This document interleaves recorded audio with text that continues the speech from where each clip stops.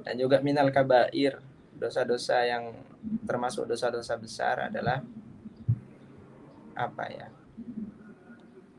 Melawan kepada orang tua. Itu termasuk adalah dosa-dosa yang besar. Nah ya, semoga kita dijauhkan oleh Allah dari melawan kepada orang tua. Apakah Mas Akam pernah melawan sama orang tua? Pernah. Karena sebagai manusia, teman-teman, tidak luput dari salah. Kadang karena beda pendapat atau karena emosi, akhirnya ya sedikit naik gitu nadanya, sedikit mental terhadap orang tua, akhirnya membuat orang tua menangis. Dan saya sadari itu adalah perilaku yang sangat tidak terpuji, yang dosanya ya dosa-dosa besar. Walaupun yang orang tua ketika kita minta maaf, mohon maaf ya Umi, mohon maaf Abi, saya banyak salah. Orang tua tuh pasti bilang kalau orang tua sama anak, sebelum anak minta maaf, orang tua sudah memaafkan. Orang tua pasti gitu. Tapi ya kalau kita nggak minta maaf, selamanya dosanya akan tetap mengalir. Ya makin besar, makin nggak enak hidup kita nanti gara-gara tidak ada ridho dari orang tua. Begitu teman-teman. Dan juga cara menghapus dosa-dosa besar, kata Rasulullah Shallallahu Alaihi Wasallam. Dosa apapun itu, ya makanya Allah ini maha pengampun teman-teman. Maufiratuhu awsa'u min dunubina. Pengampunan Allah itu lebih luas daripada dosa-dosa kita. Apa kata Rasulullah Shallallahu Alaihi Wasallam? Beliau bersabda, birrul walidaini kafaratun lil kabair. Berbakti kepada kedua orang tua membuat bangga dan membuat bahagia hati kedua orang tua, kafaratun lil kabair, menghapus dosa-dosa besar yang telah kita lakukan. Itu salah satu cara untuk menghapus dosa-dosa kita kepada Allah Subhanahu wa taala, ialah dengan cara berkhidmah kepada orang tua. Jangan tinggalkan orang tua. Ya, salah satu cara, gampangnya ya sebenarnya agak gampang, tapi kalau kita punya keinginan, insya Allah Allah akan buka hati kita, Allah akan kasih kita hidayah sehingga kita bisa menjadi anak yang berbakti kepada kedua orang tua. Hanya yuk move on sudah, move on dari dosa sudah.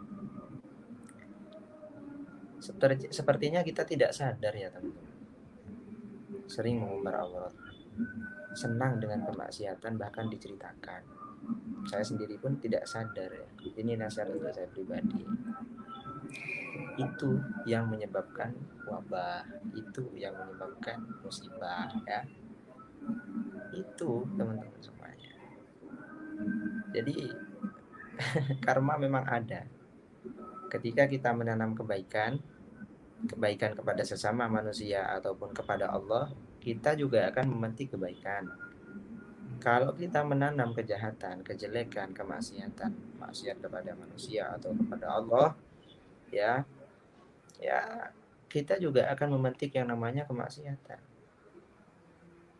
yang mana hidup kita nanti akan jauh dari keberkahan, nggak akan berkah. Bahkan saya rasa di seluruh dunia sekarang lagi mengalami krisis ini, krisis itu, krisis ekonomi, wabah corona, apalagi saat ini ya COVID-19 gak selesai-selesai, hampir 2 tahun gitu. Ini gara-gara apa? Perilaku manusia sendiri ya. Ketika punya hal-hal apa dipamerkan, sombong sudah. Ketika punya apa dipamerkan di TikTok, orang kaya mah bebas gitu kan, sultan. Akhirnya membuat hati orang-orang yang tidak punya menjadi apa ya, gengsinya naik gitu. Akhirnya orang yang tidak punya pun seakan-akan punya gitu, dan mengorbankan segalanya, mengorbankan orang tua, mengorbankan sawah yang hanya sepetak gara-gara ingin mengejar yang namanya gengsi. Demi mencukupi gengsi.